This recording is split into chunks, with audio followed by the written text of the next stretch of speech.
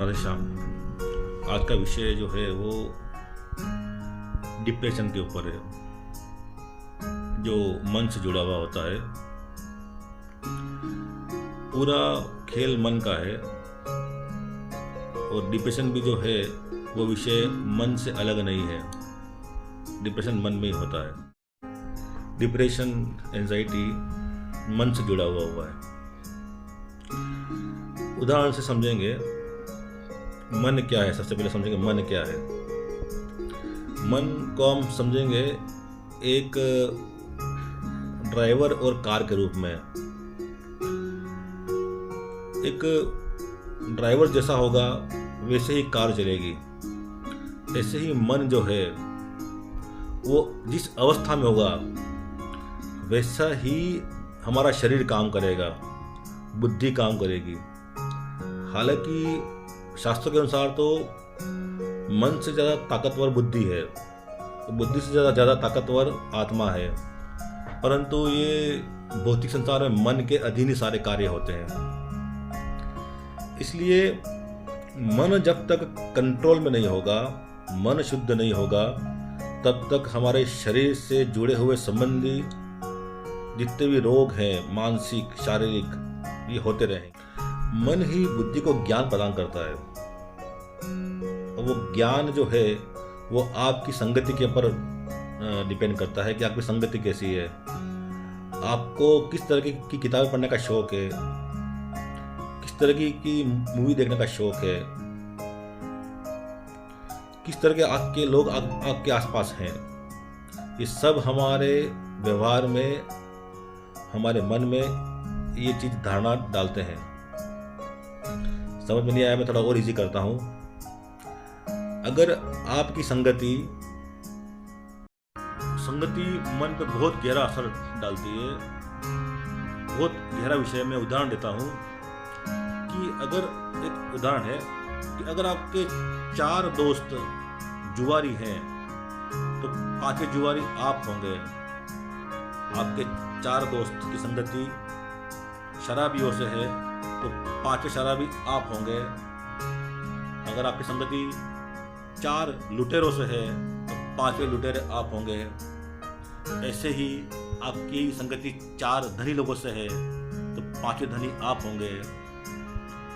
और अगर आपकी संगति 4 विद्वान व्यक्ति से है तो 5वें विद्वान व्यक्ति आप होंगे।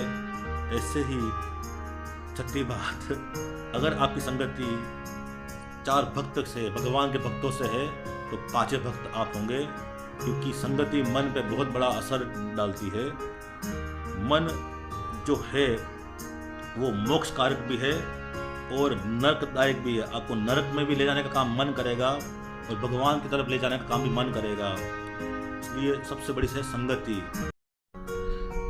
हम लोग ये समझ सकते हैं कि हमको सब इच्छाएं कहाँ होती हैं? मन में होती हैं। मतलब मन कोई ऐसी वस्तु है हमारे सूक्ष्म शरीर में जो हमको कंट्रोल करता है, हमारी बुद्धि को कंट्रोल करता है।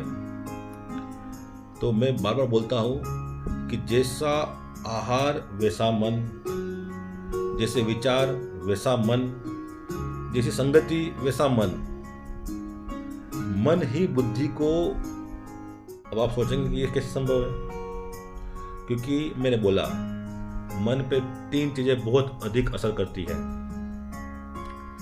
उसमें सबसे बड़ी इंपॉर्टेंट चीज है संगति। बिन सत्संग विवेक न होई, राम कृपा बिना सुलभ न सोई। सत्संगति बोला गया है। संगति जैसी होगी वैसा वैसा मन हो जाएगा। 1 नंबर 2, आहार। अगर आपका आहार मांसाहारी है, मांस खाने वाला है और शराब पीने वाला है, तो आहार के रूप में आपका जैसा जाएगा, जैसा आहार वैसे डकार, वैसे वैसे विचार। मन के अंदर वैसे विचार आते हैं। पॉजिटिव नेगेटिव से कोई मतलब नहीं है। आहार अशुद्ध है तो विचार भी अशुद्ध है। और तीसरी एक महत्वपूर्ण बात, आपकी भक्ति का स्तर क्या है? आप किसकी भक्ति कर रहे हैं या उपासना कर रहे हैं? अगर आप अन्य देवी देवता की भक्ति कर रहे हैं, भगवान कृष्ण या भगवान राम को छोड़ करके,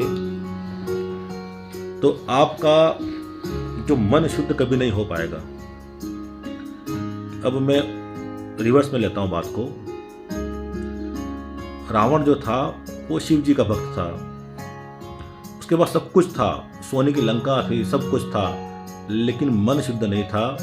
देखा होगा माता सीता को भी भगवान की पत्नी को उठा के ले आया, मैं पहले बता चुका हूँ।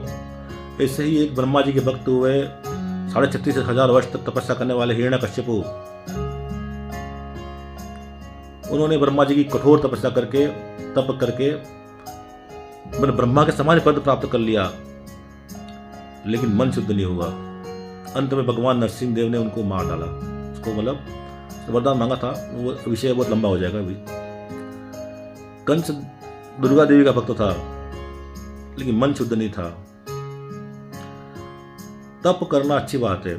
तप से मतलब होता है कि लोग नवरात्रि में तप करते हैं, 9 दिन का सब कुछ छोड़ देते हैं, खाना पीना। कुछ लोग जल में करते हैं, कुछ एक टाइम उपवास करते हैं, एक तरीके से तपस्या करते हैं। फिर भी 10वें दिन उनका मन शुद्ध नहीं होता। जो आदत उनको पहले थी मांस खाने की, दारू पीने की, जुआ खेलने की, वो आदत फिर से पड़ जाती है। शिव जी का श्रावण महीना आता है, लोग तब उसमें भी तपस्या करते हैं, लेकिन जैसे ही महीना ख़त्म होता है फिर से उनको आदत पड़ जाती है मांस खाने की, दारू पीने की, जुआ खेलने की, वो जो गाली गलौज करने की। लोग छठ का भी करते हैं 4 दिन का, वो 4 दिन होने के बाद फिर से वो आदत पड़ जाती है मांस खाने की, दारू पीने की, अन्य जो उनकी बुरी आदतें हैं। ये सब चीज़ें हैं वो मन से जुड़ी। ये 3 वस्तुएं हैं मन से जुड़ा हुआ। पहला है आपका आहार, दूसरा संगति और तीसरा भक्ति। ये तीनों अगर कंट्रोल में है, कंट्रोल मतलब है आहार शुद्ध है, संगति शुद्ध है और भगवान की भक्ति आप राम कृष्ण की कर रहे हैं, तो न कभी डिप्रेशन आएगा न एंजाइटी आएगी। अन्यथा प्रयास कर लेना, ये मेरा नहीं शास्त्रों का विचार है, क्योंकि जो काम जिसको दिया हुआ है उसी को साधे। भगवान का जो नाम है वो मन को शुद्ध कर देता है। अन्य चीज जो है वो संसार में मन को शुद्ध नहीं कर सकती। प्रयास करके देख लीजिएगा।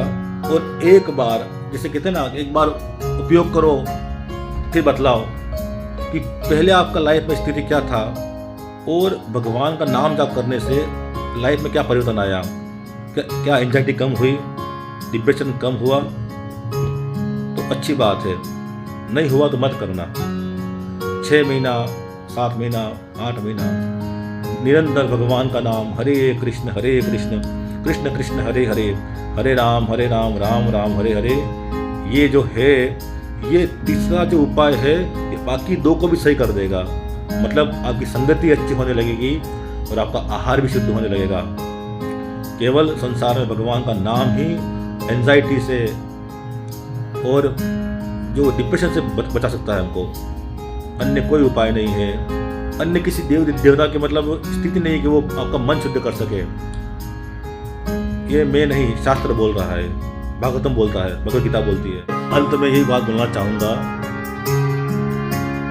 मन जो है ये सभी समस्याओं का कारण है और सभी अच्छी बातों का भी कारण है। मतलब जैसा आपका मन का स्थिति होगी वैसी ही आपके शरीर की स्थिति होगी। किसी व्यक्ति के बारे में जानना है तो उसकी वाणी को देखो, वो कैसा बोलता है। अगर अच्छा बोल रहा है, सहयोग की भावना है, तो उसका मन अच्छा है। हमेशा नेगेटिव बात करता है, दूसरों की बुराई करता रहता है, निंदा करता रहता है, तो मतलब उसके मन की स्थिति सही नहीं है। ऐसे लोगों की संगति नहीं करनी चाहिए, है ना।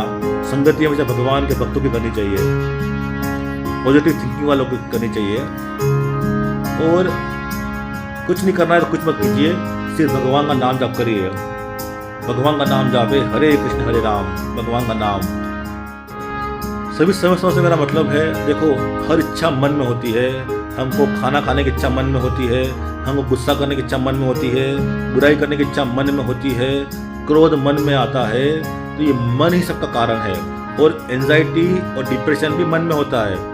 तो उस मन में कुछ रहेगा तो निकलेगा, मतलब गुस्सा होगा अंदर तो गुस्सा बाहर निकलेगा, मतलब है ना। क्रोध होगा तो मन में गुस्सा बाहर निकलेगा। कुछ खाने की इच्छा मन में होगी तो बाहर इच्छा होगी। है ना, सब कुछ मन से जुड़ा हुआ है। उस मन को कंट्रोल करने का साधन है भगवान का नाम, कि अंदर भगवान राम नाम अति मीठा है तो गा के देख ले। तो भगवान का नाम जो है वो अंदर जाएगा, हे गोविंद हे माधव राम राम कृष्ण कृष्ण, आप भगवान का नाम जाप करेंगे तो मन में जाएगा तो बाहर निकलेगा। मतलब जो हम खाते हैं वो डकार बाहर आती है ना, ऐसे ही अगर आप कंटिन्यूस भगवान का नाम जाप करेंगे, हे गोविंद हे माधव राम राम कृष्ण कृष्ण श्री हरि हरे कृष्ण हरे राम, जो महामंत्र है उसका नाम जाप करेंगे तो मन में जाएगा, कान से सुनेगा, कान मन में डालेगा। और फिर आपको कुछ भी इच्छा, दूसरी इच्छा नहीं होगी। दूसरी इच्छा फिर मन को ना एंजाइटी की इच्छा होगी ना डिप्रेशन की इच्छा होगी। सब कुछ मैं बहुत गहरी बात बोल रहा हूँ। अगर अंदर जो होगा वो बाहर निकलेगा। एंजाइटी अंदर होगी तो एंजाइटी बाहर आएगी, डिप्रेशन अंदर होगा तो बाहर आएगा। इसके लिए मैंने 3 उपाय बताए हुए हैं। उसमें तीसरा उपाय है एकमात्र सब चीज़ों का, सभी बीमारियों की एक गोली, वो भगवान का नाम, हरे कृष्ण कृष्ण कृष्ण हरे हरे, हरे राम राम राम हरे हरे। अन्य साधन कलयुग पर संभव नहीं है। न मन से आप मन को कंट्रोल कर सकते हैं, न आप ध्यान के द्वारा भगवान की प्राप्ति कर सकते हैं, न अन्य योग के द्वारा। ये युग जो कलयुग है वो इस समय का है ही नहीं। कलयुग केवल नाम आधार है, भगवान का नाम के आधार पर ही भगवान के जो नाम है, हरे कृष्ण कृष्ण कृष्ण हरे हरे, हरे राम राम। कलयुग केवल नाम आधार है, भगवान का नाम, गोविंद का नाम ही इस कलयुग में आपको सभी समस्याओं से बचा सकता है। और सभी समस्याएं, इसका मतलब है मन से जुड़ी हुई, सभी समस्याओं जुड़ा हुआ मन है। मन केवल भगवान के अंदर लगे। इस युग में केवल भगवान ने इतना आसान उपाय बता दिया है, जो सतयुग में ध्यान के द्वारा, यज्ञ के द्वारा, और द्वापर युग में परिचर्या के द्वारा, और कलयुग में केवल नाम आधार है।